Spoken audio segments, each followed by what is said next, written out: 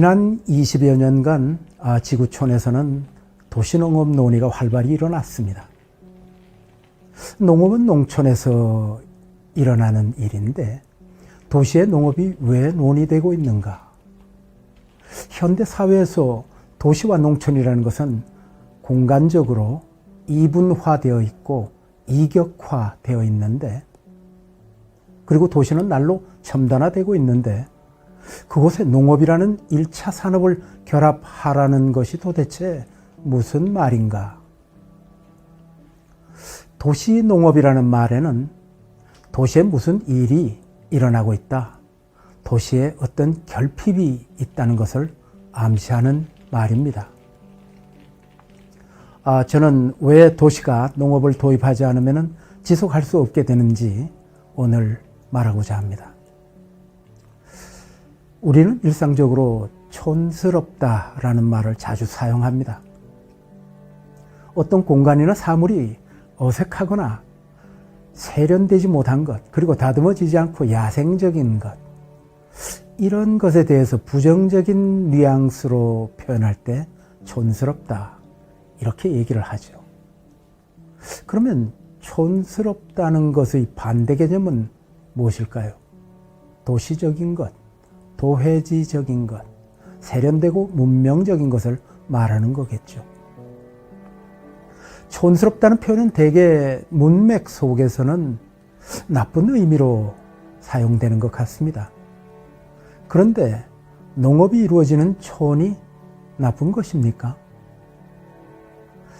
밀레의 그림 만종이나 이삭줍기를 보면은 농부의 가난한 삶을 그린 것인데 이 작품들이 촌스럽습니까? 아니죠. 우리는 이 그림들을 통해서 숭고한 느낌마저도 받습니다. 그림을 보면서 숭고한 감정이 일어난다는 것은 농업이 신성하고 고귀하다는 잠재의식이 있기 때문입니다. 그러면 도시적인 것, 도시라는 것은 모두 좋은 것입니까? 도시는 인간이 만들어낸 최대의 발명품입니다. 도시에는 양질의 일자리가 있고 좋은 교육 서비스가 있습니다. 그 외에도 좋은 의료 서비스, 금융 서비스 등이 있죠.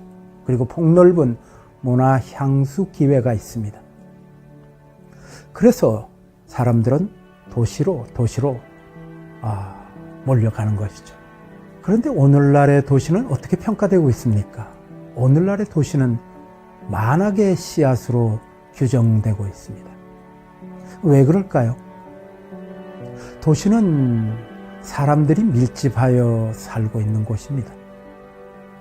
밀집해서 살면은 더 즐겁고 행복하고 그래야 되지 않겠습니까? 그런데 도시인들은 마음을 열지도 않고 생각을 나누지도 않고 가치를 공유하지도 않습니다. 전염병이 나도 사람들이 밀집해 살기 때문에 대량으로 빠른 속도로 확산되어 버립니다. 이 도시를 떠올리면 범죄가 떠올려집니다.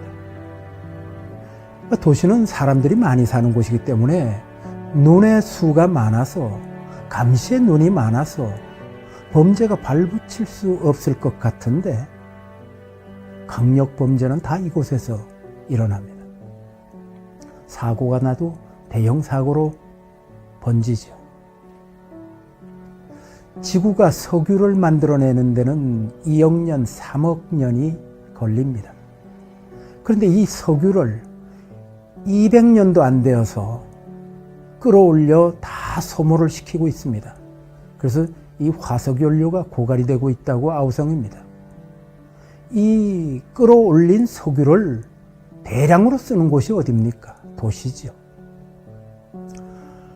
국가 온실가스 배출에 관한 통계를 보면은 온실가스의 거의 대부분이, 압도적인 양이 도시에서 배출되고 있습니다. 여러분들 오늘날 그 미세먼지 그리고 초미세먼지로 고통받고 계시죠? 이것도 도시화의 대가를 치르고 있는 것입니다. 이래도 농촌은 나쁜 것, 도시는 좋은 것입니까?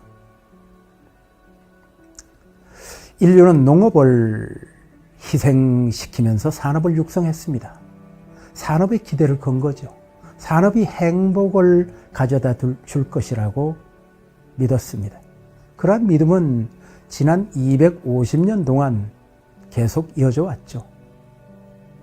그러나 그것이 정답이 아니라는 것을 인류가 알아차렸을 때 인류는 이미 되돌아갈 수 없는 지점에 도달해 있다는 것을 함께 알게 되었습니다.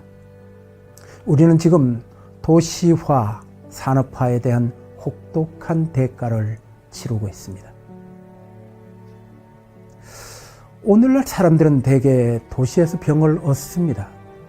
그 병을 치유하겠다고 촌으로 갑니다. 지금 농촌, 산촌, 어촌은 모두 치유의 공간이 되고 있죠.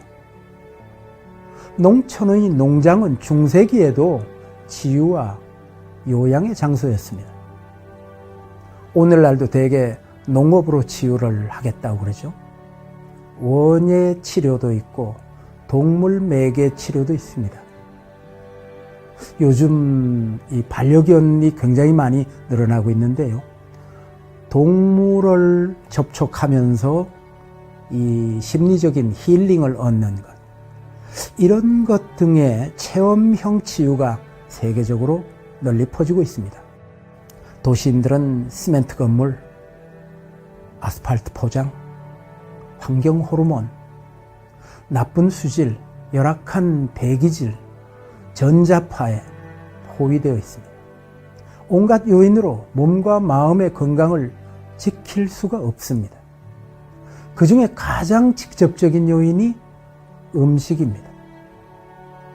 그 탓에 도시농업으로 건강한 먹거리를 직접 재배하겠다고 나서는 인구가 부쩍 늘어나고 있습니다.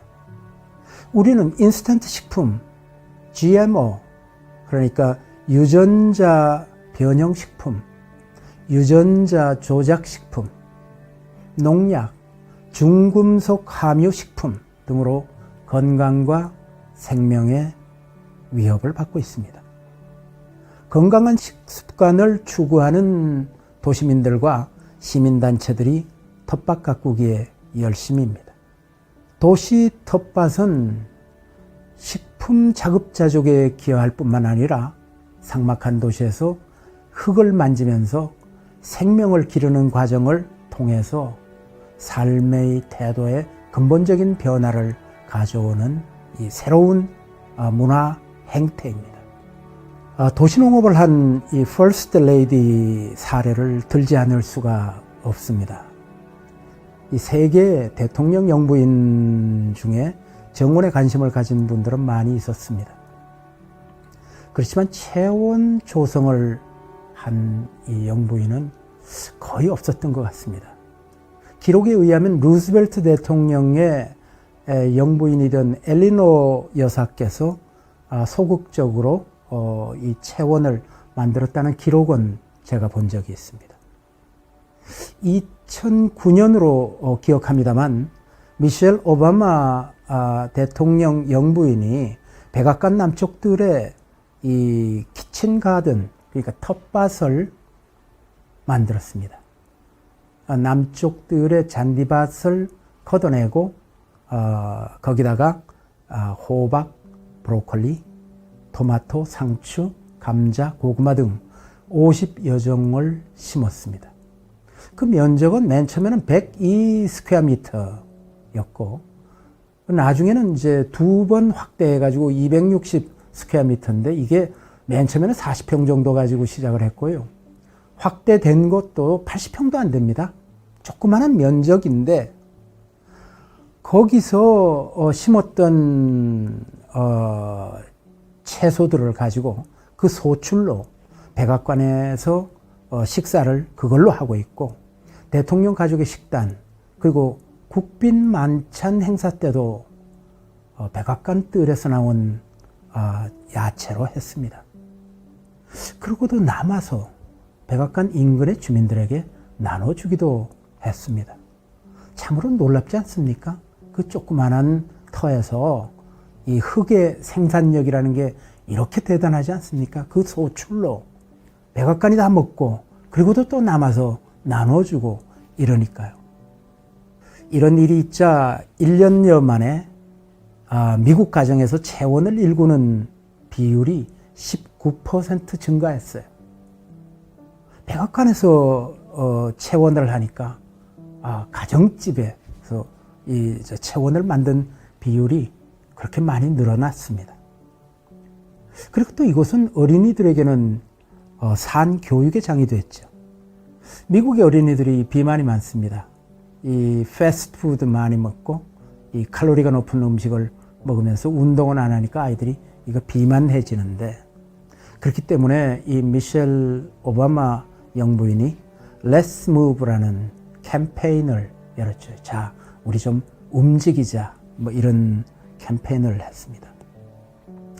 미국 농무부, 뭐 우리로 얘기하면 농림부 같은 건데요.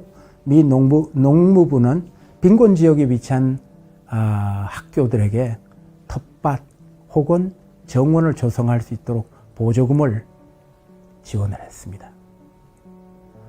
미셸의 이러한 행동 그리고 이러한 캠페인에는 지도자는 텃밭을 가꿀 줄 알아야 한다는 메시지가 암시되어 있습니다. 텃밭 가꾸기는 생태교육의 장이기도 하지만 또 보건교육의 장이기도 합니다. 텃밭은 전면적으로 그리고 전국적으로 확대되어야 합니다. 텃밭은 먼저 가정과 학교에서 시작이 되어서 마을과 도시 그리고 전국으로 확대되어야 합니다. 왜 그러냐 하면은 먹거리와 심신의 건강이 너무나 긴밀히 연결되어 있기 때문에 국민 보건을 위해서 텃밭은 전면적으로 확대되어야 합니다. 오늘날 우리 아이들을 생각하면은 가슴 아픕니다. 이 조달청 규격으로 설계되고 만들어진 교실에서 온갖 심리적인 압력을 받으면서 성장하고 있습니다. 아이들의 정서는 안정되어 있지 않습니다. 워낙 예민해서 감정이 폭발합니다. 그들의 언어와 행동은 좀 거칠고 과잉된 양상을 보이고 있습니다. 주의력은 산만합니다. 이 모든 현상이 생활 환경이 올바르게 되어 있지 않다는 것하고 그 아이들의 먹거리와 관련이 되어 있습니다. 올바르게 재배된 음식은 그것을 먹는 사람의 인성에 영향을 줍니다. 다시 말해서 건강하고 안전한 음식을 먹으면 올바른 인성을 함양시킬 수 있다 이거죠. 무엇을 어떻게 먹는가가 인격 형성에 결정적으로 작용합니다. 그 결정적인 예를 들자면은 농업이 죄수, 수형자들의 생활 속에 깊이 들어가 있어서 교화, 교정의 효과를 내고 있습니다. 이런 것만 봐도 알 수가 있습니다. 세계에서 재범률이 가장 낮은 감옥이 저 노르웨이의 바스토이 교도소입니다. 바스토이 교도소는 자연 속에서 수형자들, 죄수들이 농사를 짓습니다. 이 감옥의 방에 가두어 두지 않습니다. 바스토이 교도소는 친환경 교도소로 유명한데요. 365일 농사 짓고 목축을 합니다. 자연스럽게 그들은 동식물과 접촉이 이루어지죠. 이런 삶 자체가 바스토이 교도소가 세계에서 재범률이 가장 낮은 교도소로 자리매김하는 요인이 되고 있습니다. 유럽의 출소자들의 재범률이 75%에서 80%까지 올라가는 경우도 있어요. 한국은 48%에서 52% 왔다 갔다 하더라고요. 이것은 출소자가 또 다른 죄를 짓고 다시 감옥에 들어간다는 거죠. 2명 중에 1명이. 이건 교정의 실패를 의미하는 것입니다. 교도가 되지 않은 것이죠. 그에 비해서 바스토이 교도소의 출소자들은 재범률이 거의 없습니다. 16%로 나타나 있으니까요. 농업 기반의 농촌적 삶이 교화에 얼마나 큰 영향을 미치는 것인지를 보여주는 사례입니다. 샌프란시스코 교도소도 그 옆에 공터에서 가든 프로젝트라는 교화 프로그램을 하고 있어요. 재소자, 수형자 이런 사람들이 직접 재배, 경작에 참여하고 새 삶을 얻게 된 그 사례들이 오늘날 보고되고 있습니다. 이렇게 농업과 음식은 세상을 치유하는 도구입니다. 우리나라 도시농업의 현실은 어디까지 와 있을까요? 여가나 취미생활을 겸해서 옥상이나 아파트먼트 발코니에 텃밭을 가꾸는 사람들이 점점 늘어나고 있습니다. 가족이 함께 오랜만에 흙을 만지고 땀을 흘리며 광합성을 할 수 있고 가족과 이웃 사이에 단란한 시간을 갖는 기회를 얻게 됩니다. 이 큰마음 먹고 정원을 채원으로 바꾸고 화단을 텃밭으로 바꾸고 잔디를 걷어내고 작물 재배지로 바꾸는 일들이 일어나고 있는데, 그런데 이런 변화가 빠른 속도로 확산되고 있지는 않잖아요. 왜 그럴까요? 채원, 텃밭, 작물 재배지가 정원, 화단, 잔디보다 시각적으로나 미학적으로나 더 아름답지 않기 때문입니다. 그래서 여기에 디자이너들의 역할이 필요하다는 거죠. 디자이너들이 채원, 텃밭, 작물 재배지에 관심을 갖고 디자인 R&D, 이 연구 개발을 해야 돼요.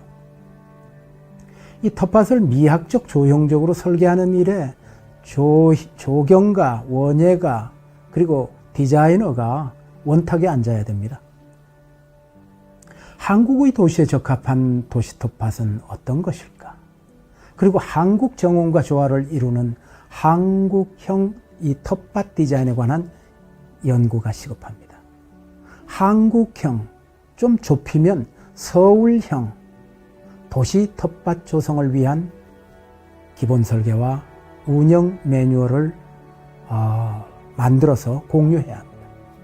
서울형이라고 제가 그랬는데 모든 도시들은 그 형편이 다 다르죠. 그러니까 자신의 형편에 맞는 도시 텃밭이 어떠한 디자인으로 나타날까, 이걸 연구해야 된다는 것입니다. 이런 사업이 성공을 하려면 민관, 산학이 모두 함께 참여해야 됩니다. 주택과 집합주거의 텃밭 조성 가능성을 연구해야죠. 샅샅이 어디에서 할 수 있을까를 찾아봐야 된다는 것입니다. 거리와 광장의 도시 텃밭 만들기 연구에 대학의 조경학과, 원예학과, 또 공간 디자인 전공생, 이런 사람들이 인턴십으로 투입이 돼가지고 디자인 가이드라인을 연구하고 제정하는 일에 투입이 돼야 됩니다. 지자체 차원에서 공동주택단지 내 공용 공간에 도시 텃밭을 촉진하는 조례를 제정을 해야 하고요. 시청, 도청, 동사무소에 이르기까지 공공청사의 도시 텃밭을 만드는 것을 적극 권장해야 합니다. 조금 더 적극적으로 나아간다면 고층 아파트먼트는 설계 단계에서 한 층을 아예 비워서 공동 텃밭으로 조성하든가, 옥상 또는 지정 공간을 두어서 공동 재배가 가능한 채원을 만들 수 있도록 법과 제도를 마련할 필요가 있다고 생각이 됩니다. 특히 학교가 도시 텃밭의 학습장이 되는 것이 가장 중요합니다. 텃밭은 학생들의 가외 활동으로서가 아니라 정규 수업이 되어야 합니다. 이것이 학생들에게 꼭 필요한 생태교육의 기본이기 때문입니다. 학생들이 생태교육과 농부체험이 각별히 중요한 것은 그들이 우리의 미래 세대이기 때문입니다. 교육에 농부체험이 깊이 들어오면은 미래의 생태도시 서울, 생태국가 대한민국이 될 것이기 때문입니다. 또 한국은 고래로부터 발효 음식의 왕국이죠. 그래서 이제는 도시농업으로 유기농 음식의 대표 국가가 되어야 됩니다. 유기농 음식 대표 국가 코리아로 우뚝 서기를 바랍니다. 집과 학교와 직장이 모두 직접 기른 야채로 식사하고 급식을 하게 된다면 국민 건강이 증진되는 것은 당연하겠죠. 그리고 아름답게 가꾼 화해류가 텃밭과 어우러져서 멋진 풍경을 연출하게 될 것입니다. 오늘 도시농업 기조강연 마무리하면서 새마을 운동의 신세기적 새로운 버전인 참마을 운동을 제안합니다. 제가 이 참자를 앞에 붙였는데요. 이 참은 순수한 우리말로 진실된 것, 진정한 것, 근본적인 것, 이치에 합당한 것 이런 뜻이죠. 그런 뜻과 영어로 charm, 매력적인 것 이런 중의적인 뜻을 보태서 참마을 운동이라고 제가 이름해 봤습니다. 새마을 운동은 향토 개발과 농촌적 삶을 합리적으로 개선하는 농촌 통합 개발 운동이었습니다. 그러나 참마을 운동은 도시적 삶의 건강성, 지속 가능성을 담보하는 문화 행동입니다. 아름답고 행복한 공동체 만들기, 건강하고 균형 잡힌 도시농업, 이런 것이 참마을 운동의 중심 개념이죠. 21세기형 참마을 운동은 농업이 단순히 먹거리를 생산하는 그러한 차원의 것이 아니라 도시와 문화를 보존하고 발전시키는 역할까지를 포괄하는 개념입니다. 도시농업은 만악의 씨앗으로 추락한 도시를 지속 가능하게 하고 지역의 문화를 지켜주는 실천적인 문화 행동입니다. 높은 GDP, 높은 경제 발전, 이런 것을 구가하던 가치관은 저물어가고 있습니다. 이제는 건강한 삶, 슬로우 라이프, 다양한 토착 문화, 문화 향수 기회의 다양성, 이런 것과 같은 문제를 해결하는 참마을 운동을 시작해서 도시를 살리고 도시민에게 물질적 풍요를 넘어서 건강하고 행복한 삶을 보장하는 운동을 시작해야 합니다. 도시농업을 통해서 참마을 운동이 녹색 성장과 지속가능한 도시의 미래를 이끌 승부가 될 수 있도록 민관 산학이 함께 지혜를 모아야 할 때입니다. 제 기조 강연을 마치겠습니다.